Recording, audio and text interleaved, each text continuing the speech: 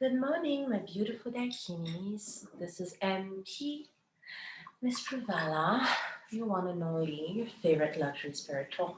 I'm coming to you once again, making a video in my pajamas for the simple reason that it is not even 6 in the morning. I just woke up. I haven't done my morning rituals yet, but I got inspired to make this video. This video is the introduction to a meditation, which you're going to do, which you're going to commit to doing every night for 2 weeks. Wait, 14 days. It's not a lot.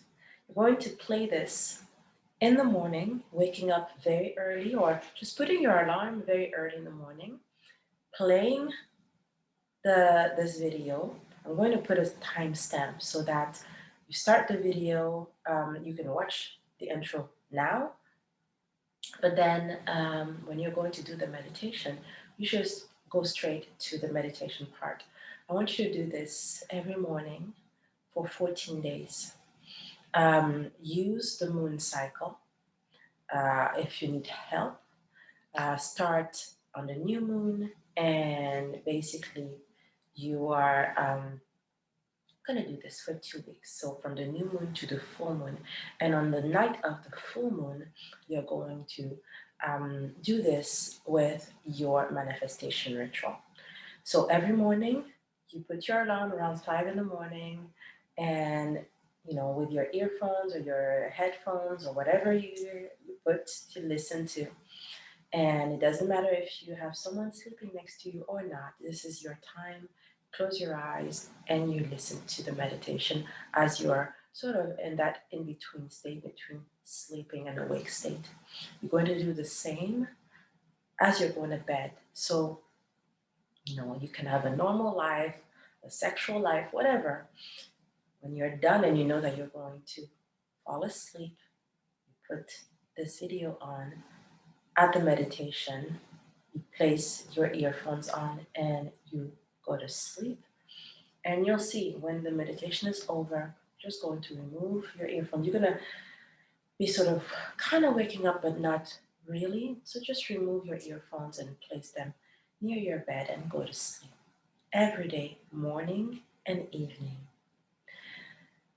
You saw the title, and I hope you were triggered by the title. And I hope it's a wake up call for you to finally claim your life, the life that you deserve. My love language is money. I own it, I love it, and I will explain to you why. And if you're triggered by just the title, my love language is money, if you're triggered by it, I want you to close your eyes and really dig deep about why loving money being an energy, and beyond that, if you're spiritual, money being all of your spirit guides coming and enabling you to fulfill your life purpose and to live in harmony on this realm. Why would it be such a bad thing to love your money?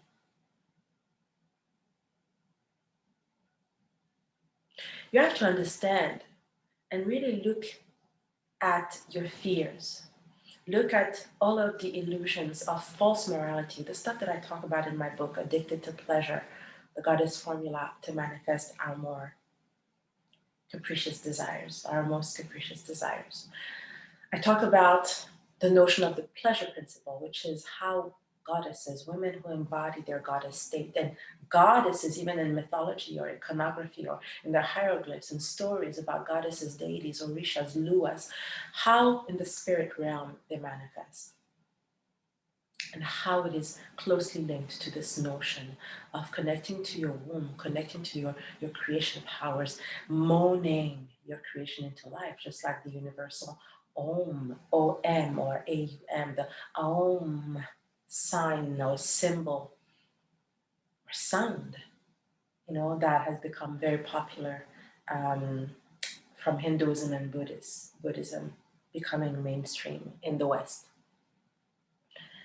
But moaning is what we do anyways. Moaning is what we do when we have pleasure. Moaning is what we do when we eat, taste something good. Moaning is what we do when we give birth. Moaning is something that we do naturally. It is from us. And if you don't moan several times throughout the day, really connect to your womb, connect to your Swadhisthana, your sacral chakra, and claim your life back, claim your fire back, connect and ask Mother Kundalini, at the root, the root of your yoni, to start really doing her work and going up and up and up and burning all of the egos, the fears, again, the false illusions of morality that make you or have you believe that if you're rich, you're not a spiritual, if you're rich, you're not a good person.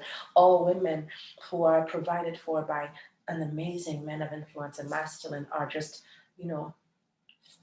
filthy. Is that the word? The word? I'm losing my English. Filthy is the word? No, bad, dirty, disgusting women. This is what the media wants you to believe. This is what the media wants you to have at your core, because it keeps you away from your own divinity. So my love language is money. If you read my book, you know the relationship that I had with my dad, whom I actually lost very young. But I have vivid memories of my dad. I'm really close. He's one of my closest ancestors, closest guides till today. And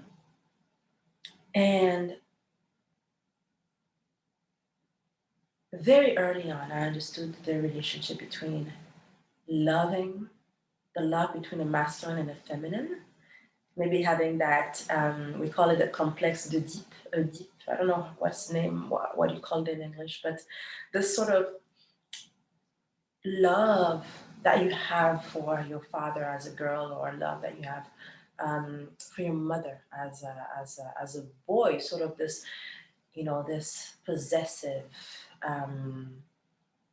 link, fusion that you have with your dad. At least I did, because I found my dad to be the most gorgeous man, the tallest man, the most intelligent man, the most eloquent man. He stood for his ground. He was really he was a womanizer as well, good looking, money, and all of that. So it came with a package.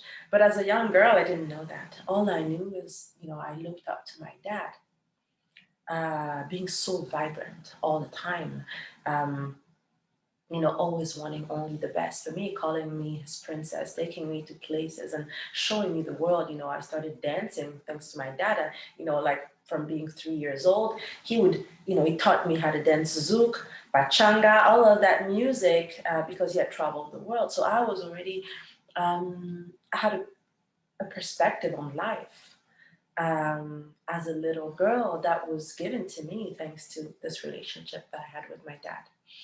So it was this love thing that I had with him, which was quite central, not to be dirty, but central in a sense, being in awe of a man. I understood that this was kind of the blueprint of, the man for me, which of course has its own layers of healing that one has to do when you grow up, and it's part of the whole thing. But love for men and love for wealth and money, and the notion of being wealthy.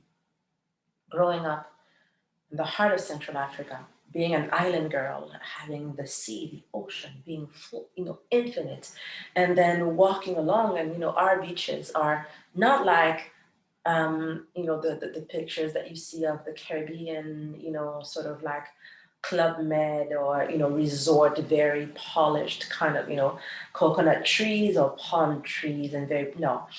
For us, it's wild, it's virgin, it's the ocean, and then it's the forest, the virgin forest, it's the equatorial forest. So very dense forest, walking in the forest with my great grandmother, and a couple of guys in the front holding a machete, and basically paving the path for us, because my great grandmother would go to the forest, speak to spirits, and get plants and roots from trees. And I would usually, sit not far from her. And that's actually when I saw Oshun the first time, sitting by a stream. And Oshun was just there, like in the water. And I just found her to be so beautiful. And to be um, sort of blessed with understanding the divine nature of wealth, not just money, but actually understanding that our wealth is infinite, just like nature is infinite. And having sort of these two notions not being conflicting with one another, but taking them in. Because you manifest what you manifest as you are from your core. So I'm grateful that I had these two aspects of what true wealth is: health, wealth, harmony, and love, all being really different sides of, one diamond. So, in terms of money, my love language is money. Every morning, my dad we had this ritual where he would take me to we call it a salon de thé.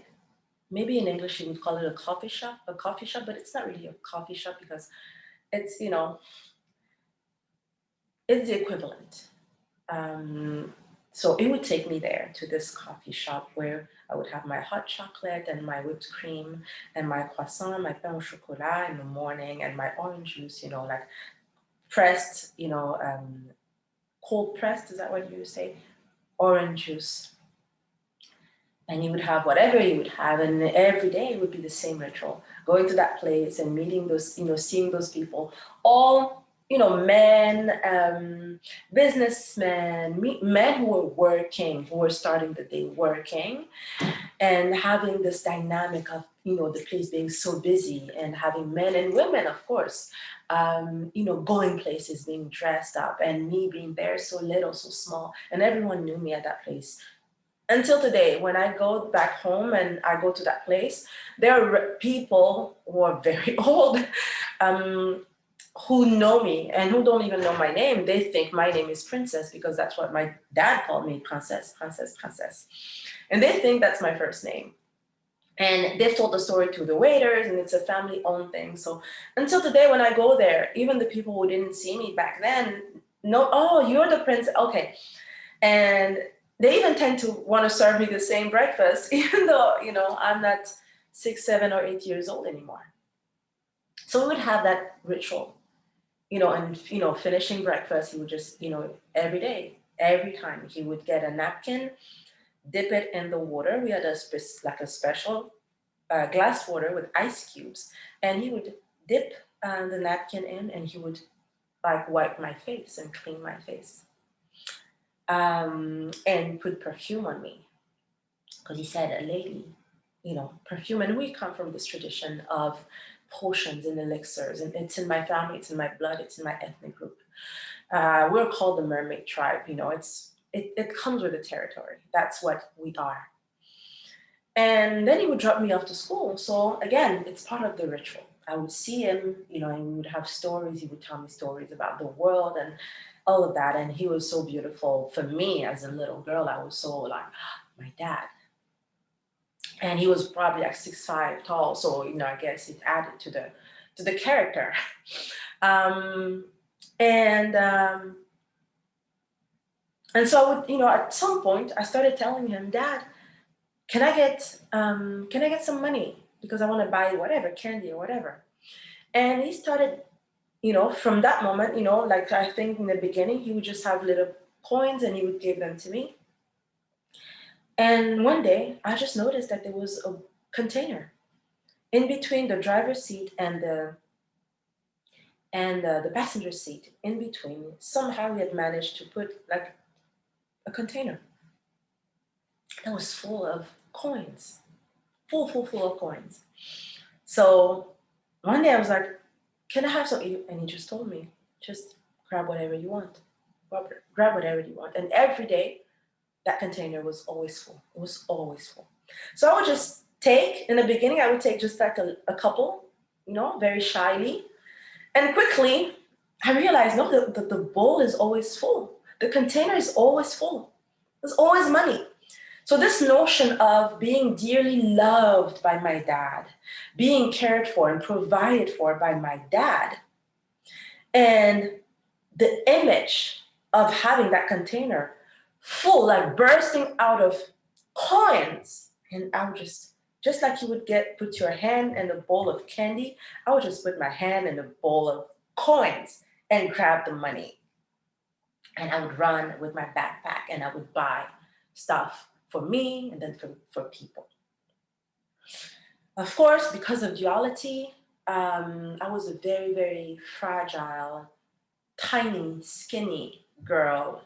Um, Everyone always thought I was younger than, I always looked younger than what I actually was. And I was a straight A student just because I didn't have a choice. My mother would literally beat the hell out of me if I wasn't first. So I had no choice.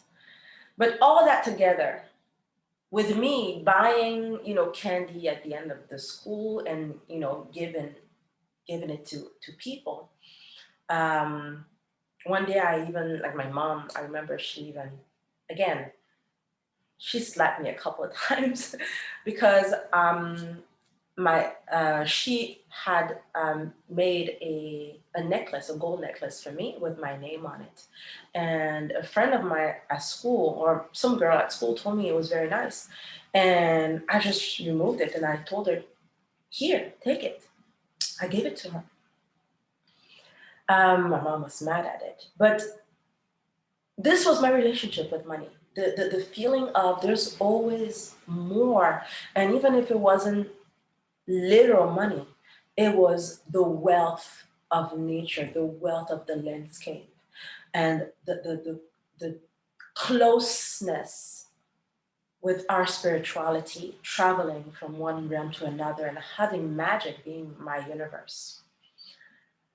So fast forward a few years later, in my relationships, I went to school, I got a job to help pay for my school because I had a scholarship to actually come here to France, which was very popular for us coming from Central Africa, from a former colonized French country, speaking French. A lot of the students, the straight A students, would have scholarships to come to France or maybe to Montreal, and Canada, in places where they speak French. And I didn't want that. I had fallen in love with an American guy, and I just felt he was the love of my life. I was going to marry that guy. So I manifested being in the US against all odds. I did the whole thing by myself, come from a small African country. I went to the embassy. I did the whole thing by myself without telling anyone. And then one day I just told my parents I'm going to the US. My parents told me college in the US costs way more because in France, education is free. School is free. And even if I was to go to a private school, a private university here in France, it still wouldn't be the $30,000, $40,000 that I paid per year in college in the US. So she just told me, okay, if you want to go, go. But,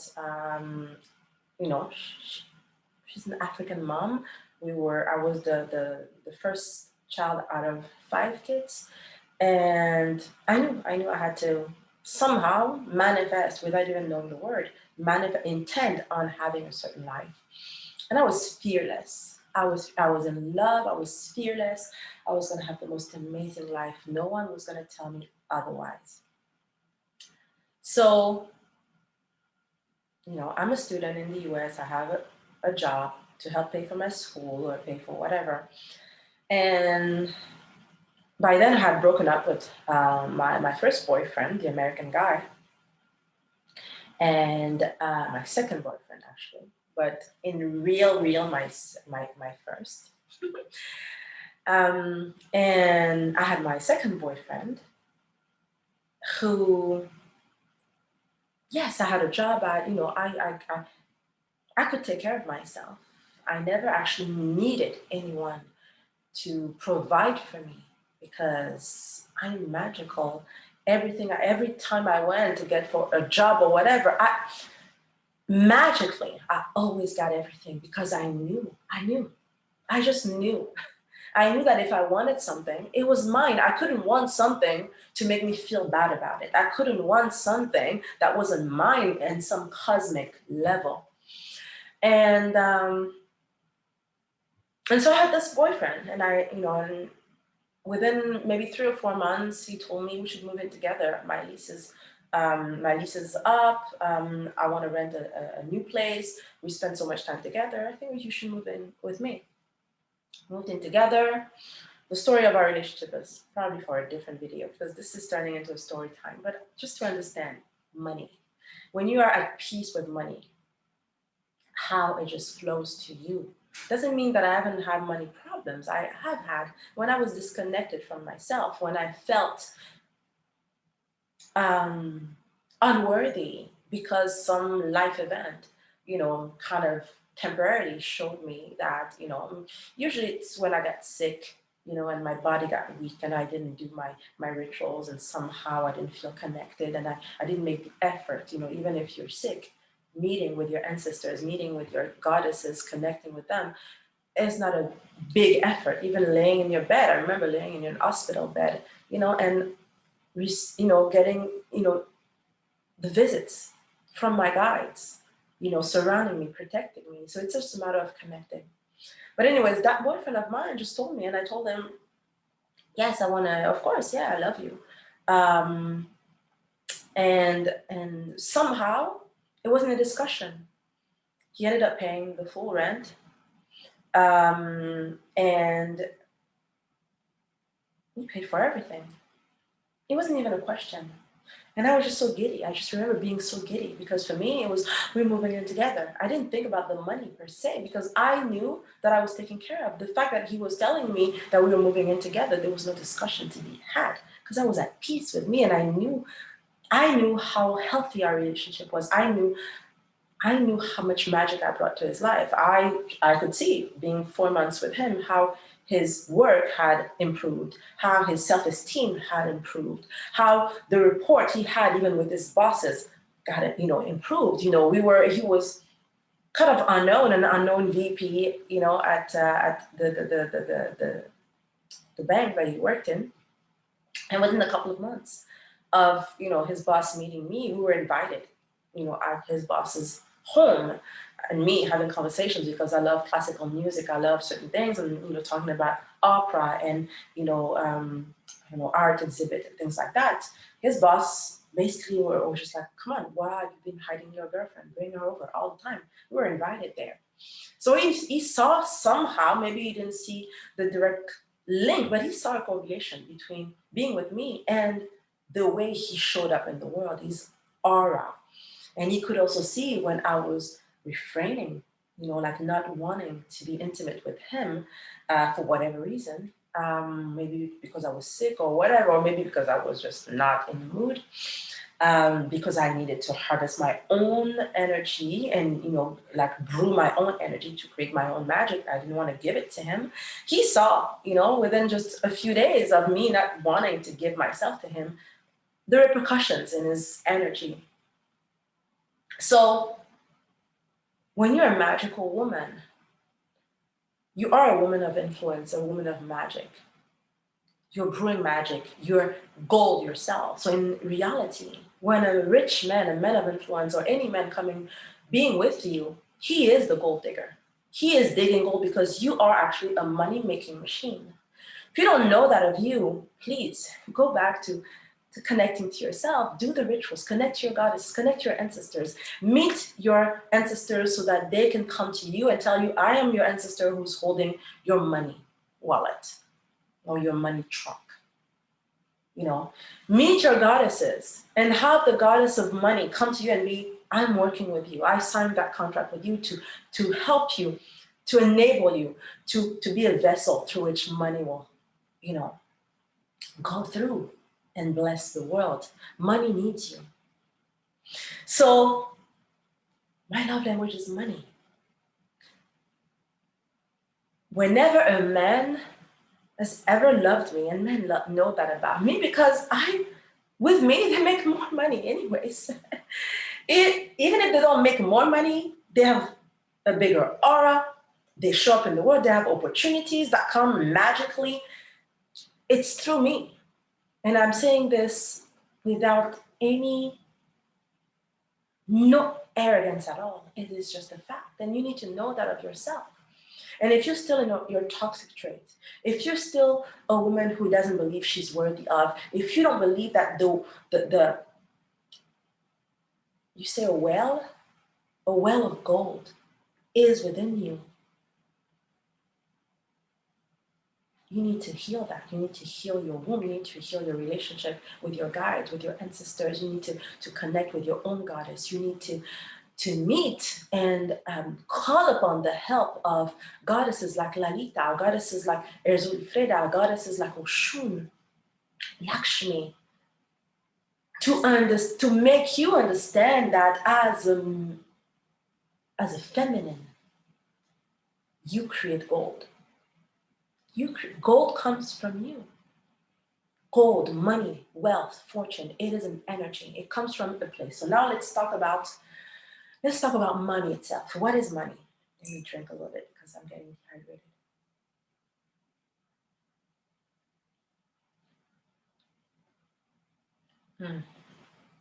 So good.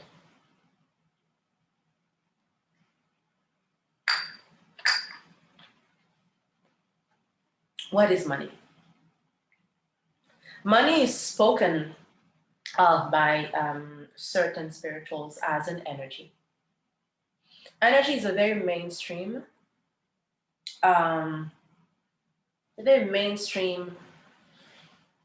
Western word. Energy. What is energy? Energy could mean anything.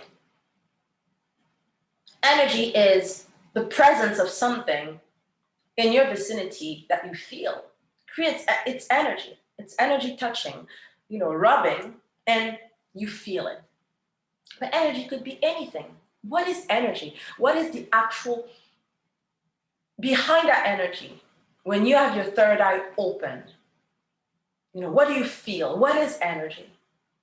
When you say money is energy, and people say, yeah, money is energy. Money is a magnifier. When people say money is a magnifier, meaning that if you're a nice person, money is going to show up and you're going to do nice things. When you're a mean person, money is going to show up and you're going to do mean things.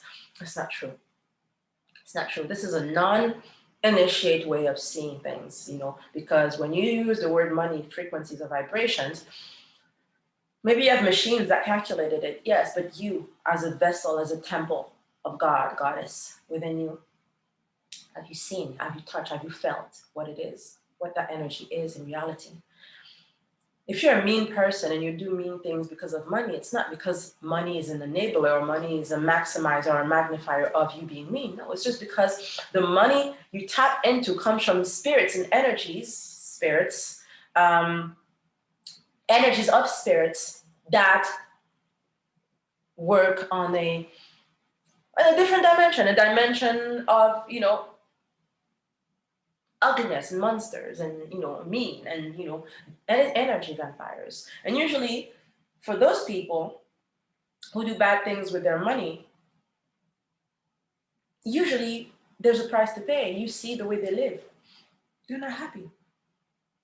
Yeah. People who make money, who have a lot of money, who attract that money energy, and who are depressed, drug addicts, who do silly things, like throwing money away or whatever. You can see that they tapped on spirits who are not divine in nature.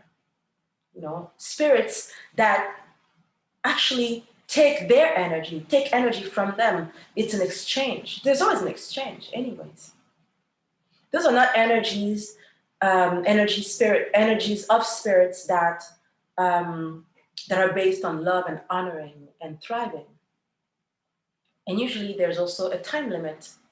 So these people will be wealthy and very publicly, displaying a certain behavior with money for a time, and it's usually short. It's within maybe a few years, then they disappear, or you hear stories about them that, something bad happened to them. Usually it's about that. I think people are waking up in my home. So what is money? Money is a dimension. Okay? It's a dimension, another worldly dimension, a non-3D dimension, from where there's a hierarchy, a pantheon of different actors whose role is to maintain, this notion of abundance and infinity, and for the 3D, for Earth, it's translated as money for now. But it wasn't always money, before it was an exchange. And it's going to turn more and more into something different with, digital money showing up in crypto and all of that. So money itself, the coins and the bills that you use on a daily basis is a translation, is a 3D conversion of that dimension of infinity, that specific place that actually exists where you have all the, workers, like in the Kabbalah, you may call them angels, in every single spirituality, you have the notion of angels or archangels of money and wealth, or god and goddesses of wealth, and deities of wealth, or diva or deva of wealth. Just like you have beauty, home, creation, thunder, whatever it is.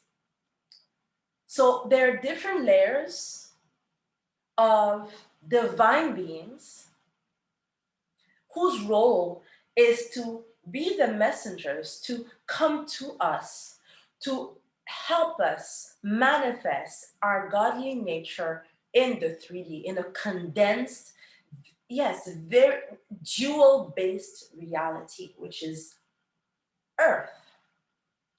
Because Earth equals limitations.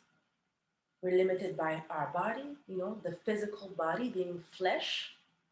We have to work with our bodies, our vehicles to provide for us, to be happy within us. But why? This harmony is what? This harmony is being in our God, goddess nature here. You cannot be in your God, goddess nature on earth unless you have money, unless you have reconciled with your pact, with your contract, with money.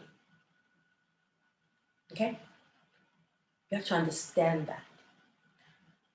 Because I don't care, take me any example of a philanthropist, of a humanitarian, of a human rights activist, Mother Teresa, Mother Emmanuel, Gandhi, Nelson Mandela, Martin Luther King, Mansa Musa, who was the richest man on the planet, who came from the kingdom of Mali, thousands of years ago, whose wealth actually, I think, in terms of the equivalence, is about 1,000 and something times more than the owner of Amazon, Bezos. You cannot accomplish your godly task, your sacred mission, or your life as a god or a goddess if you do not have money.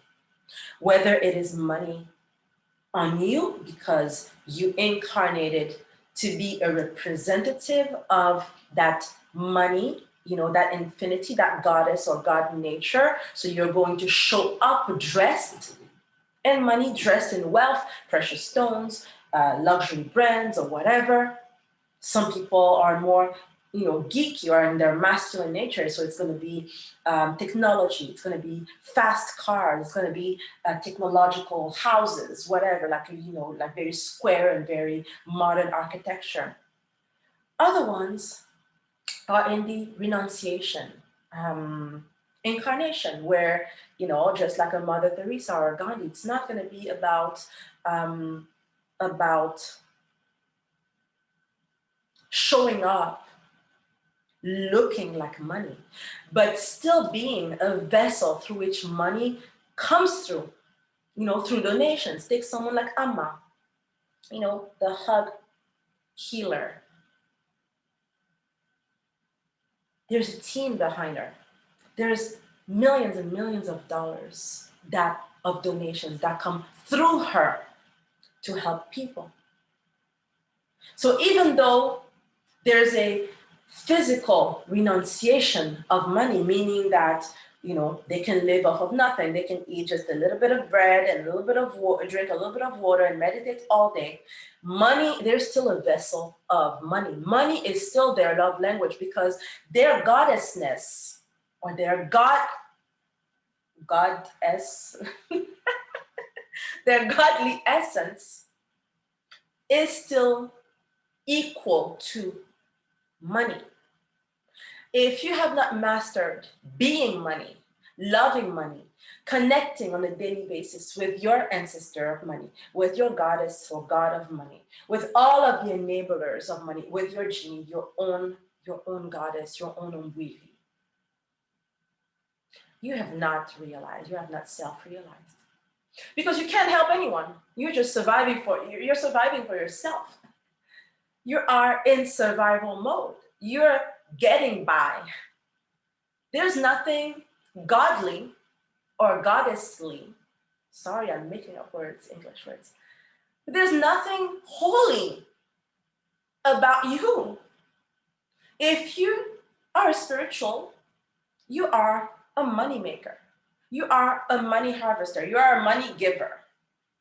There are people, actually even daikinis who maybe had been clients of mine or whatever, to whom in the past, even in a near past, who have come to me for help. And, just like this, I sent like a little bit of money through PayPal, or I, made a potion for nothing. It has happened. I don't necessarily encourage that, because it's not about leaving someone in a state of victimhood. But if I can, and I can, I have done it. And I'll probably do, charity and things like that. Money has to pass through you, through the work of the spirit guides, the workers of God with whom you have signed a contract to say that in this life, if I am embodying my God, if I am self-realized as a God or as a goddess, I will do A, B, C, D. So you're helping the workers of God. They need you more than you need them.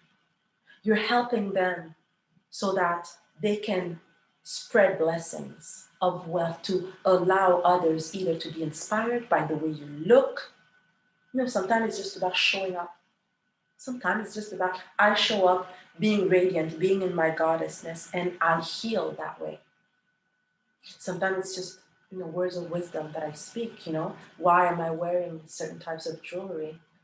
Here I'm wearing my Lalita necklace that I made with moldavite. I have love for meteorites with stones from other dimensions, and of course moldavite. You want fast transformation. You're manifesting yourself within yourself. You want the shifts to happen within you, and you want fast, tumultuous transformation. You go with moldavite. And it's a small investment. You buy a piece like this, maybe like $400 or something like this.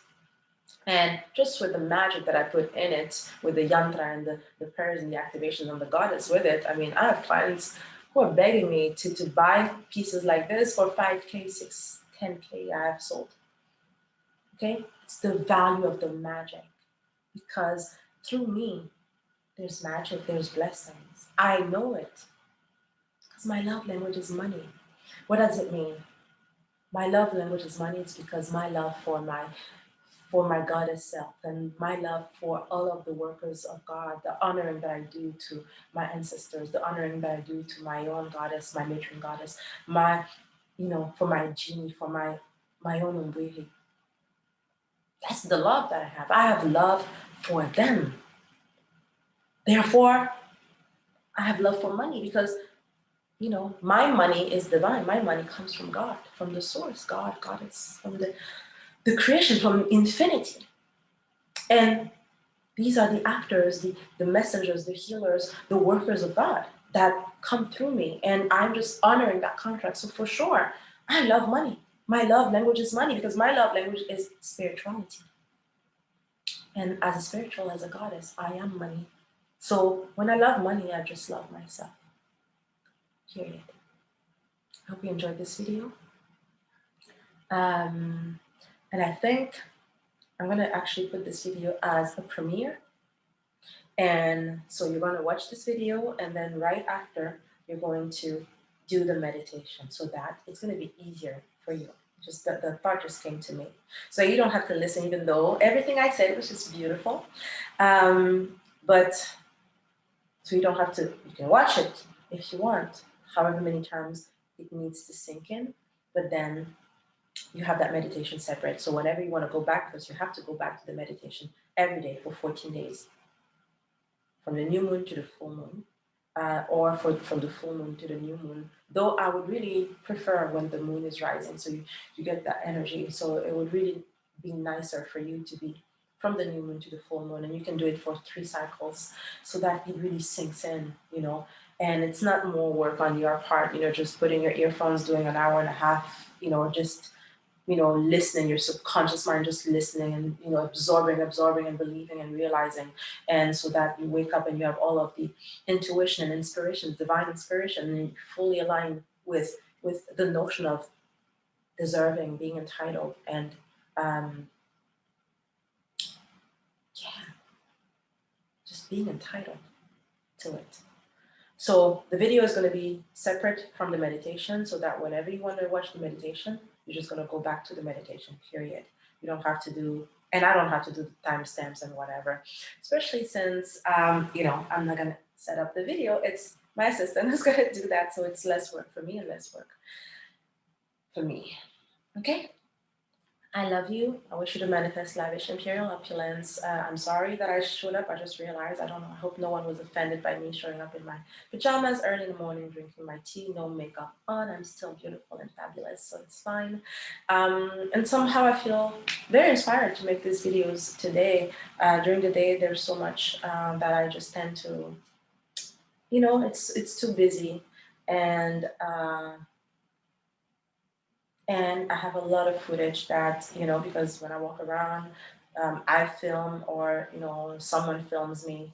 And I took someone to do my video editing, and I'm not so, I feel like it's not the same when I do it. And maybe it's another, maybe it's a programming that I need to get rid of. But when it's me editing the videos, I feel like there's something different about them. So I kind of want, and I love that time, me just editing the video. It's why I started YouTube in the first place. It's just me loving creating content and editing the content and showing, you know, showing something that I take responsibility for, because I did it from straight, you know, from start to finish. So we'll see. I sincerely hope that you enjoyed this content. I pray that this video finds you well, and say it with me. I'm entitled to manifest lavish imperial opulence, and I love money.